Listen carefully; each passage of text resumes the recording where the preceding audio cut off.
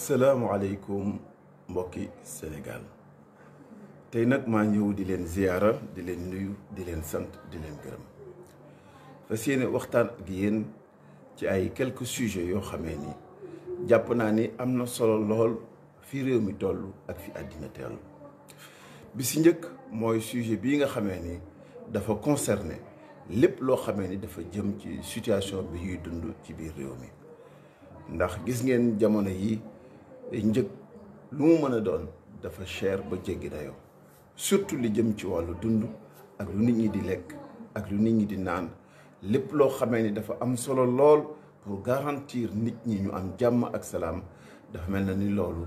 njëg li dafa commencé jéggi dayoo koo xamee ni dafa am problème boobu nag li ko waral yëpp mooy ni nga xamee ni moom la nguur gi gérer situation bii nga xamee ni mooy situation Covid bi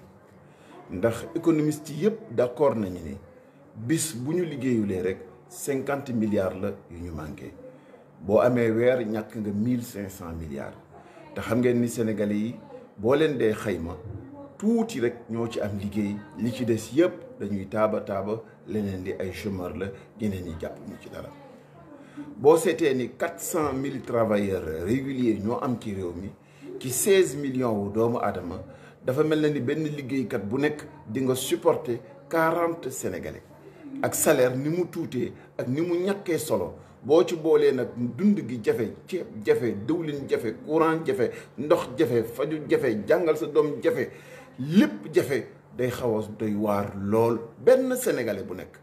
moo gàddu 40 Sénégalais parce que 400 000 salariés yu wér rek moom la ñu am ci réew mi genn wàll gi wala 140 wala 150 000 nekk ci fonctionnaires yi ñeneen gis des yëpp nekk ci secteur privé. waa réew bu fekkente ni benn salaire mooy dundal 40 personnes nga tëj nit ñi pendant durée bi ñu leen tëjee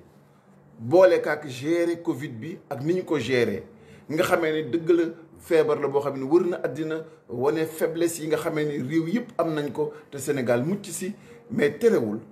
bu ñu nee nañu faj feebar bi dañuy wax waa kër docteur dem leen ci indi ci xalaat te lu ngeen wax ñu jëfe ka bu ñu demee nag ba war a saytu feebar beeg koom-koomu réew mi doon na rafet te doon na baax ñuy nangu déglu borom xam-xam yi surtout ñi nga xamee ni seen xam-xam màcc na jëm ci wàllu économie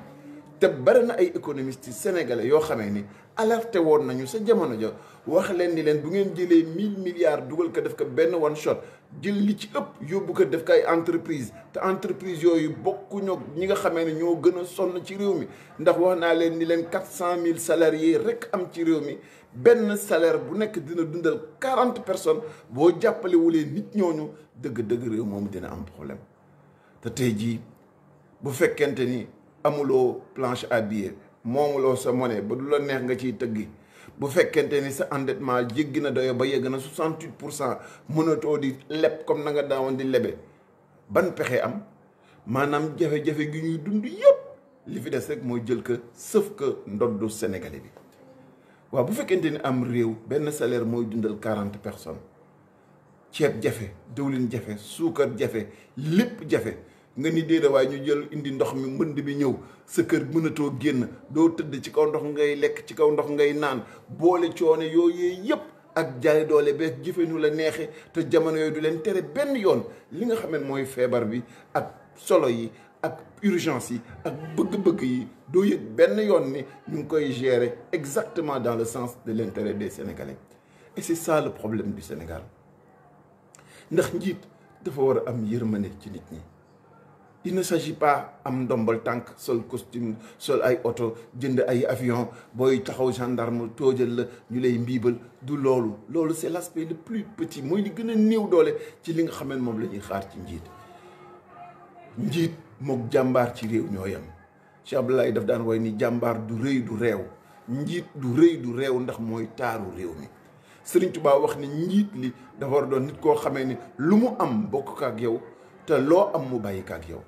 ba bu fekkente ni sa niveau de vie sa train de vie say priorité say investissement dafa jublu yeneen taxawaay yu bokkul ak taxawaay yi nga xamee ni moom méngoog intérêt sénégalais yi en ce moment là c'est tout à fait normal bu fekkente ni conjoncture bi dafa jéggi dayoo Covid ñëw inondation boo xamee ni da ngeen ciy dugal ay milliards yu dul jeex te du indi résultat soo dajalee loolee lépp c'est tout à fait normal que le sénégalais am jafe-jafe te dëgg-dëgg wax dëgg salaam man de je pense que je suis un des mieux lotis parmi les sénégalais mais yëg naa parce que nit ku am ay mbokk laa borom daara laa nit ku am ay cër laa sama yëg naa ni dëkk bi jafe na tar na tàng na te li ñu teg ci ndoddu sénégalais bi wax dëgg sa sénégalais bi àttanu ko li ñu ko bëgg sëf it ci flambée des prix ceeb ak dëwlin ak yàpp ak lépp yokk bu jiggi dayoo loolu aussi àttanu ko te nag bët du yoon waaye xam na lu bopp attan may wax nguur gi ni bu leen jouer à ce jeu là parce que mën nañu indil situation boo xamee ne bu ëllëgee dinañu am problème parce que sénégalais rek la ñu am te sénégalais yi wane nañu respect jëm ci seen i njiit wane nañu considération jëm ci seen njiit nangu nañu kilifteef bu sëriñ si waxee ñu toog bu mbañum rus yi waxee ñu toog mais ay nit lañu ay boroomi kër lañu te borom kër am na loo xamee ne kenn du ko ci poussé nga doon borom kër am sa ay fukki doom am sa ay jabar nekk sa biir kër yeewu suba lamb sa poos dara nekk ko si te xale yi war a dund war a jàngi nit ñi war a lekk ñi feebar ñu war leen faj te amuloo loo ko jàpp boo génnee xuus si ndox booy dellu si xuus si ndox c'est un problème. Et ça n'a rien à voir avec la politique. C'est des problèmes surtout de savoir qu'est-ce qui est vraiment prioritaire pour le Sénégal lan mooy lii waroon war a farata ah man day Cheikh Bamba Dièye damaa jàpp ni gumba war na tal leneen lu dul tëbi teen on devrait être focus ci nan la ñuy supporter loo ménage yi nan la ñuy dimbalee xale yi nan la ñuy fexe ba nit ñi am dara lu ñu lekk yàgg naa di ko wax dernière enquête de pauvreté yi dañoo wax ni fii ci Ndakaaru ci biir banlieue bi waxuma Ndar ndax lay Ndakaaru mooy Ndar waxuma Ziguinchor ndax lay Ndakaaru mooy Ziguinchor waxuma Matam waxuma Kédougou ndax foofee la gën a tare nit a ngi nekk fii si Ndakaaru mënul teg lu dul rek soom bi lay teg benn bis te benn kiñ lay doon moom la njaboot gi di dunde waaw xale yu mel noonu nan la ñu mën a yeewoo ci suba seen bàyyi di teg loolu ñu bëgg ni xale yooyu ils sont à l'aise ñu bëgg indi performance économique ci réew moom ñu bëgg ni réew moom dina stable yan condition la réew di stable su fekkente ni lekk bi gën a néew nit ñi mënuñu koo def su fekkente ni soxla yi gën a élémentaire faju yóbbu sa doom mu jàngali mënoo si jot su fekkente ni dem ak dikk bi ay jafe-jafe yu dul jeex la comment voudrait-on que le Sénégalais nekk un réewum jàmm je ne pense pas que ça se tiendra yaakaaruma ko et j'ai peur pour ce pays parce que nit ñi tamit am yàllaay buur ñàkkit yàllaay buur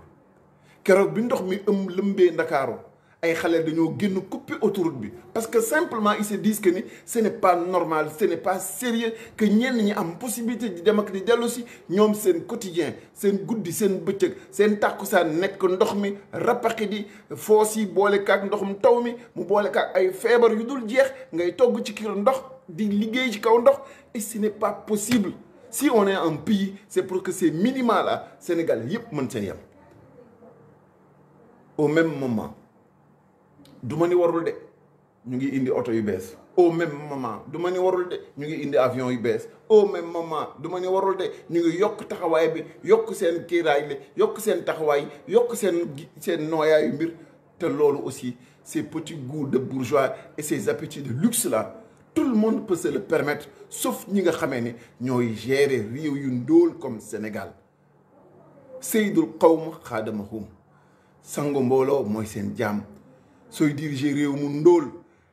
delloo sa xel ak sa xalaat ci majorité wu nit ñi li ñuy dund nga jël say bëgg-bëgg ak say taxawaay méngale kaak li ñu di dund parce que am na yenn xeet yoo taxawaay yoo xamee ni c'est de la violence jëm ci nit ñi c'est de la mesquinerie jëm si nit ñi problème bi du loolu problème bi moo di nañu ittewoo nit ñi les gens demandent à ce qu'on aide les gens la pauvreté est une réalité ça ne sert à rien de la nier difficulté de la vie c'est une réalité personne kenn niyeetu ko sax léegi waaw bu ñu boolee pauvreté boole kaak jafe-jafe réew mi si ko ay ménage nan ngeen bëgg mu demee ko lu dul metti wax ji weesuwul gestu leen Sénégalais yi keroog bi ñu ne dañuy supporter pauvre dañuy supporter jàngum ndaw yi pour génne 140 milliards man dama ni leen jël leen xaalis boobu ngeen transformé ko ay bourse bañ ko parparloo injecté ko si biir famille yi ndax bala nga naam ne fa nit ñi ñu sécuriser leen pour ñu am lu ñu lekk pour que nit ñi mën a dal pour que nit ñi mën a ànd ak seen sago pour que réew mi mën a dal parce que dans ces conditions là personne mënatul garantir stabilité wu Sénégal personne mënatul garantir jàmm ci Sénégal ndax jàmm ji dafa war a doon jàmm ñi ëpp teraanga ji dafa war a doon teraanga ji ñi ëpp sutura gi dafa war a doon sutura gi ñi ëpp ñëpp partagé ko waaye bu fekkente ne day taxas jëmale boor boo waxee jëm ci loolu ñu ne da nga soxor wala da nga añaan wala da ngay politique amul lenn lu may def man Cheikh Bamba Dièye mu doon politique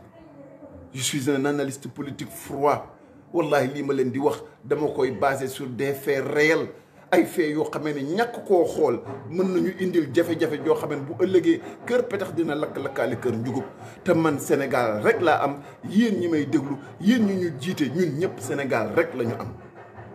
et les ménages sont fatigués nit ñi sonn nañu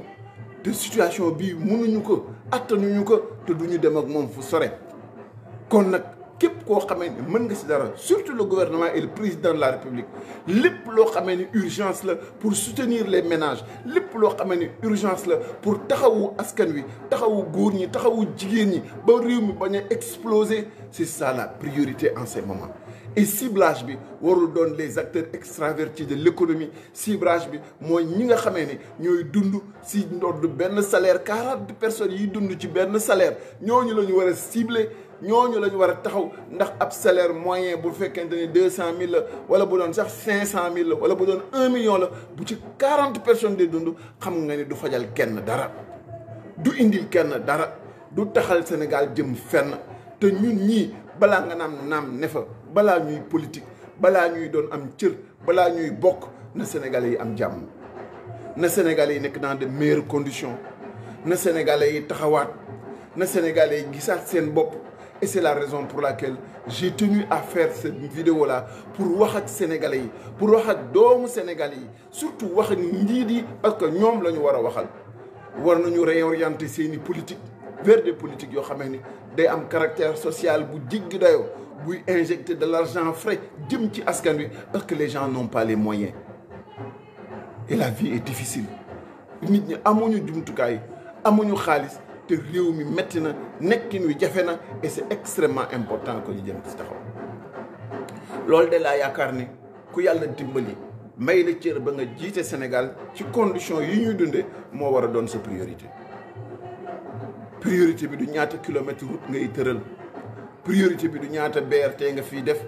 du TER bi ñaata la vraie priorité mooy lutter contre la pauvreté parce que apparemment et de manière manifeste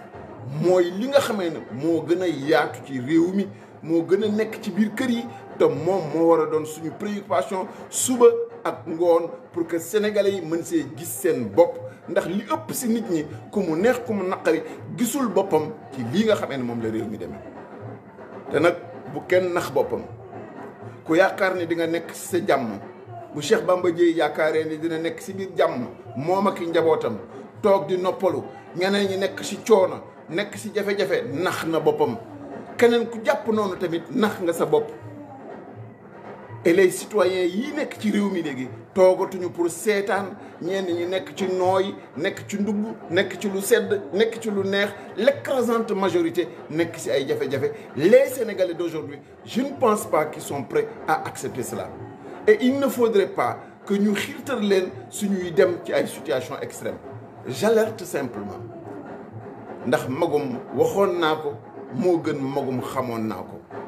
bare na ci Sénégal loo xam ne ñu ngi koy seetaan sous des prétextes simples naan dëkk bi du tàkk dara du fi am lépp jàmm waaye loolu xam nañu waxi caaxaan la ndax Sëriñ Tuubaa dafa ni booy def lu bon di wax lu bon dina am bis lépp lu bon fu lu bon nekk dina jóg wut si la nee na jamono ñooy jarul ngay daw di làqatu foo nekk dina la fa fekk et il est extrêmement important que les gens sachent que ni on ne peut pas continuer comme ça et il est important que nit ñi xam ni Sénégal gi lii la ci wàllu jëm ci li nga xam ne mooy ñàkk geeg ndóol gi am ci réew mi ak jafe-jafe yi fi am ak situation désastreuse bi nga xamee ne cadre de vie am na ko ci réew mi jëm ci inondation mani lañ fi jot a def depuis jamono Abdou Diouf jëm ci inondation jaar ci Maître Abdoulaye Wade jëm ci inondation ñëw ci président Macky Sall jëm ci inondation boo ko dajalee assainir na Sénégal au moins ñaari yoon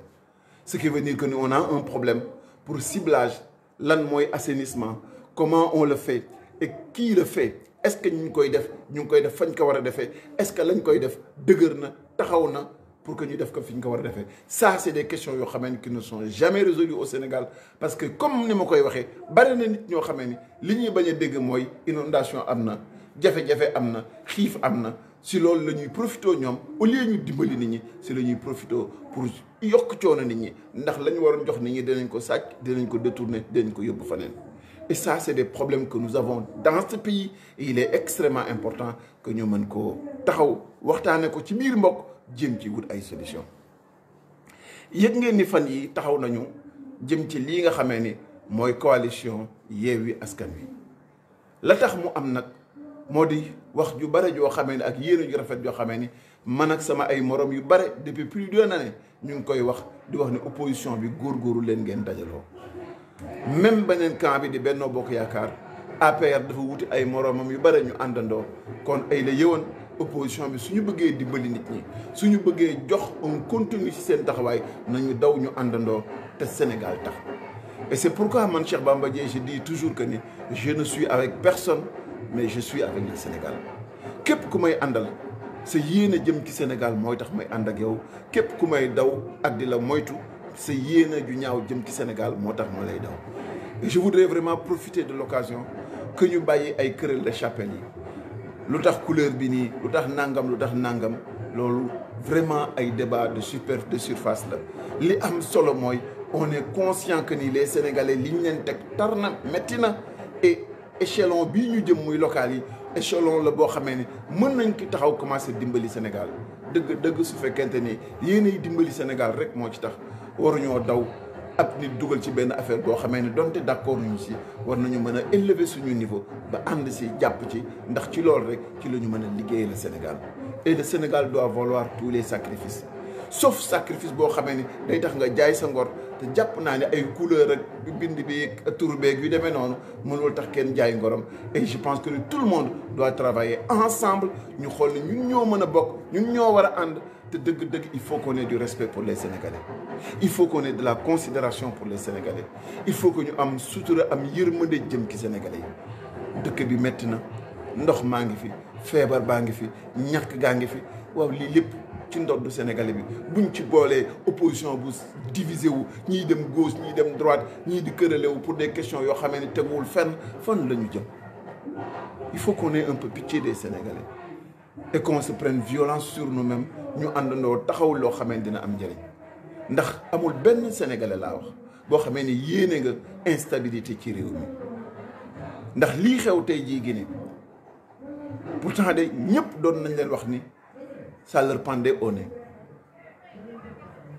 Mali noonu la demee woon parce que simplement njiit yi ñuy am ils perdent de vue que ni yoruñu ay mala duñu ay xar yoruñu ay nag ay nit njaay la ñuy gérer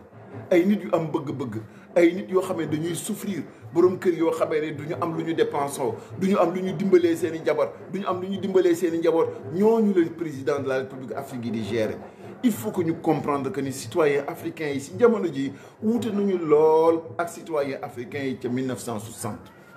africains yi léegi am na loo xamee ne mënatuñ ko accepter même seen armée yi amatuñu am na loo xamee ne mënatuñ ko accepter parce que nekk fi yow côté di bakka sekk di ma dagga lu la neex ngay def maa moom boo nee waaw joxe sa engagement ba mu neex la rocceeku ci ba mu set wecc boo nee damay def benn mandat ba si ak saar bàyyi ko dugg ci lu la neex boo léegee bu say mandat jeexee nga ni noonu indiwaat ay lëbëje jaxase xelu nit ñi daal di diwaat sampaat beneen stratégie pour amaat beneen troisième mandat tout cela méngoowul ak li nga xamee ne mooy urgence su Afrique et on doit avoir tous les dirigeants toutes les formes de gouvernance sauf gouvernance boo xamee ne dañ koy centré ci bëgg-bëgg benn nit kese mu taxaw rek xoj nit ñi kott leen ni du leen wàcc ilaa yawmal qiyaam te loolu lépp mooy lii xew Guinée xëy suba dugg ci instabilité boo xamee ne doo xam nu muy demee yaa ngi dem ci régime militaire sans gagne sans perte la xamoo loolu muy demee te loolu li ko gënoon fuuf mooy des élections démocratiques des élections yoo xamante ne ay chevillé wu ci constitution bu ñu respecté chevillé wu ci respect wu opposition bi chevillé wu ci respect wu processus électoral bi nit ñi voté dans les meilleures conditions pour génne le meilleur candidat kookoy dem liggéeyal Sénégal wala liggéeyal Mali wala liggéeyal Guinée loolu la nit ñi di soxlawo waaye tey ku xool Alpha Condé di nga xamee ni lu yàlla wax dëgg la addina lu mu la jox rek ki sa nawle la ko jëlee bisa ngi ñëw dina ko nangu ki sa loxo jox ko ka nga yaakaaroon ne du ko mos a jox et c'est ça c'est le propre de tous les pouvoirs ku fi mos a am pouvoir muy légitimement muy démocratiquement muy par la dictature c'est cette finalité là moo lay xaar. Est-ce que ces gens-là, est-ce que ces présidents-là ont le droit de retarder nos pays? Est-ce qu'ils ont le droit de nous amener dans des années de ténèbres, dans des années d'instabilité? Parce que simplement c'est une bëgg-bëgg la ñuy valoriser seen yéene ànd ak seen ay coggumaan ay nit yu leen di nax ay tappalekat yoo xamee ni intérêt yi réew mi taxu leen jóg nguur rek leen tax a jóg ak ku leen masal dara ñooy def théorie wu n'importe quoi loo xamee ne bu demee ba ci biir day yóbbu réew mi dans la situation bii nga xamee ni moom la Guinée di dund tey jii. tey boo xoolee Alpha Condé dafay mel ne du woon moom moo daan yore micro yi avec arrogance di toiser nit ñi di joxar bi nit ñi il a les yeux baissés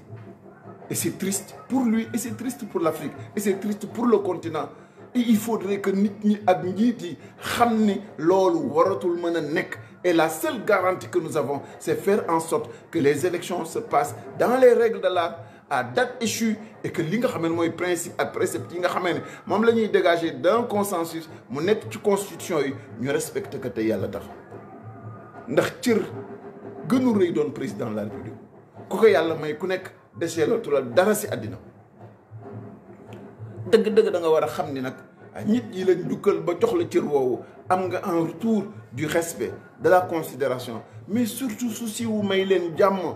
souci wu yóbbu leen ci situation yoo xam ne indi stabilité dina leen moytul instabilité ak ay jafe-jafe yoo xamee ne day dugal ci lendemain yoo xamee ne kenn du ko maîtriser et c'est dommage et c'est triste ces leçons là tout le monde le savait arrogance bi amul solo jaay doole bi amul solo il faut pas perdre la mémoire il ne faut pas perdre le caractère de la vie nga xam ne lépp day jeex et quand tu vois des présidents yoo xam ne demain ils étaient arrogants ils avaient le verbe haut bu ñuy wax seen kàddu di yëkkati di joxoñ nit bi tey nga gis que tête baissée ay xale yu tuuti taxaw wër ko naan que monsieur le président est-ce qu'on vous a brutalisé ou pas nga xam ne loolu am na lu ko gën am na lu ko gën fuuf et aucun de nos pays n'est à l'abri de ces phénomènes-là aucun de nos pays benn suñu réew yi muccul ci phénomène yu mel noonu benn suñu réew yi muccul ci instabilité boo xam ne day jóge ci wàllu terrorisme wala day jóge ci fu mu mën a doon sama gars yi réew mii dañ ko am pour jox ko suñu ay doom du jàggee nu la neex na mu la neexee fa mu la neexee rek moo war a doon Sénégal déedéet njiit dafa war a commencer am coono nangu coono di souffrir pour que nit ñi nelaw di souffrir pour que nit ñi jàmm di souffrir pour que Sénégal naat di souffrir pour que réew mi tegu ci yoon nangu ñu koy xas nangu ñu koy wax lu bon nangu ñu koy rappeler à l'ordre parce que c'est ça la règle loolu la ñuy defaree réew moom la ñuy liggéeyee Sénégal moom lay indi loo xamee ne bu ëllëgee dinañu mën a yóbbu fu xamee foo am njëriñ parce que ku nekk si ñun borom njaboot nga ku nekk si ñun yaa ngi yaakaar bu ëllëgee say doom nekk si réew moo xamee ni démocratie la jàmm la salaam la réew mu développé la mais loolu nañ ko liggéey sama gars yi. Arrêtons de regarder les choses en termes de clivage de politique, d'opposition et de pouvoir. Mais regardons l'intérêt du Sénégal. Regardons l'intérêt de nos enfants. Regardons l'intérêt de nos enfants ci ni ñuy utiliser xaalisu réew mi nañu xool intérêt yi ñi gën a néew doole ci ni ñuy passer réew mi gannaaw bi nga xamee ne ñàkk gu ndóol ak bu tar bu metti mi ngi nekk ci askan wi nañu xool ñooñu. Regardons les plus pauvres. Regardons ceux qui souffrent. ñi nga xamee ne amuñu baat du ñu dem télé mënuñoo wax buñ ku leen tooñ duma leen ku ñu tooñ nga duma leen regardons ces gens-là ils sont plus nombreux imaginons un pays boo xamee ne benn salaire pour 40 Sénégalais benn salaire pour 40 Sénégalais ku la wax ni réew moomu yomb na da lay nax ku la wax ni réew moomu jàmm nga fa dafa lay nax ku la wax ni réew moomu naat na da lay nax et c'est la raison pour laquelle suñu doom yaa ngi dem ci géej gi di fa dee barki Demba Ndiaye benn jigéen ju am 40 et quelques années moo bàyyi doom bàyyi lépp dugg si gaal ba faatu ci lan moo war a tax nit yegg ci situation yi extrême yooyu bàyyi réew mi pour mën a dem ci leneen c'est parce que nous tous et globalement on a échoué ñun ñëpp nañu waroon taxawee nañu waroon defe nañu waroon àndandoowe nañu waroon sérieux nañu waroon rigoureux ci suñu démarche ci suñu taxawaay si ñi nga xam ne ñu intransigeant ci sàcc yi ci tappalekat yi ci yàq yi am na lu manqué si suñu taxawaay xëy na loolu moo ñu indil jafe-jafe ji yëpp et ku nekk bu mbir dalee sa moroom da nga ci war a jàng ay leçons yaraale sa moroom ñu àndandoo doon benn liggéeyal Sénégal xool intérêt yi Sénégal comme je le dis toujours le parti c'est le Sénégal li ñuy jàppee nit dafa war a doon liggéey bi muy liggéeyal Sénégal li ñuy bàyyee nit dafa war a doon ñàkk liggéey ak yàq gu muy yàq Sénégal et loolu critère boobu rek moo war a jàll ñu àndandoo góorgóorlu dajaloo si dëgg nag bañ a naxante bañ a parparloo bañ a defe ni ñoo gën a muus nit ñi ñu àndandoo te yàlla tax liggéey pour Sénégal jëm kanam et personne ne nous fera croire que ni sénégalais bi baaxul. Je suis convaincu et vous êtes convaincu que sénégalais yi am jom yi nga xamee ne kenn du leen jey kenn du leen ger kenn du leen yóbbu si lu ñaaw ñoo ëpp fuuf dañu amul baat bu yegg foofu et c'est cette coalition là qu'il faut créer nañu àndandoo dans le cadre de l'opposition tur bi amul solo c'est l'opposition ensemble unique qui est important li lay war a suuli ñëw leen ñu àndandoo évitons les clivages et les petits taxawaay yi nga xamee ne amul benn njëriñ na ñëpp dox ñu dajaloo on a été tout le temps dugg ci ay détails yu ay amul benn njëriñ et regardons ce qu'il nous faut ce qu'il faut faire ce qui est juste maintenant li nga xamee ne moo war a nekk ñu def ko te yàlla tax li nga xamee ne moom la ñuy nit ñi di xaare ñu def ko te yàlla tax ñu bañ a xool suñu bopp bañ a xool suñu jëmm bañ a xool suñuy parti àndandoo liggéey Sénégal refuser nag lépp loo xamee ne tegulul si yoon parce que xam ngeen ni suñu liggéeyulee noonu suñu doxawulee noonu lii xewoon Mali bërki démb xew Guinée tey jii bu ëllëgee mën na raam dugg si Sénégal yal nañu si yàlla musal yal nañu si yàlla musal yal nañu yàlla defal jàmm ak salaam. Mais cette situation-là, en conclusion, elle est intenable. réew mi ni mu mel tar na métti na man day sénégalais yi jaajëf gàcce ngaalaamaa yéen lii ngeen di dal ak lii ngeen di dund ku ko mos a dund ku ko mos a fekke ku nekk def nga lu nekk mais xoolal nit ñi ni ñu dalee digne dans la pauvreté digne dans la souffrance. Mais nous n'avons pas le droit, nous les dirigeants, nous n'avons pas le droit, vous le gouvernement, vous n'avez pas le droit, monsieur le président de la République, de laisser les gens dans cette détresse-là. waroo bàyyi sénégalais yi ñu nekk ci détresse bu mel noonu waroo leen bàyyi ñu nekk ci coono gu mel noonu parce que alal ji ñoo ko moom réew mi ñoo ko moom njëriñ li fi war a nekk balaa muy jëriñ benn jàmbur ñoom la war a jëriñ et surtout les plus pauvres en priorité. lii de moo doon sama wax yaakaar ni dégg ngeen ma pour que ñun ñëpp ñu àndandoo taxaw nag ci suñu réew. pour que li xew ci yeneen réew yi ak li yàq réew yi ñu ànd ci ñun ñëpp ñett suñu bopp te ñett gi nag du raayalante digg gannaaw de ñett gi mooy waxante dëgg ñett gi mooy dëgër ci li ñu war a defar intransigeance li fi war a am loolu rek moo mën a préserver Sénégal ci instabilité yi nga xamee ni moo wër yenn réew yi nga xamee ni moo nekk suñu wet yal na yàlla defal jàmm ak salaam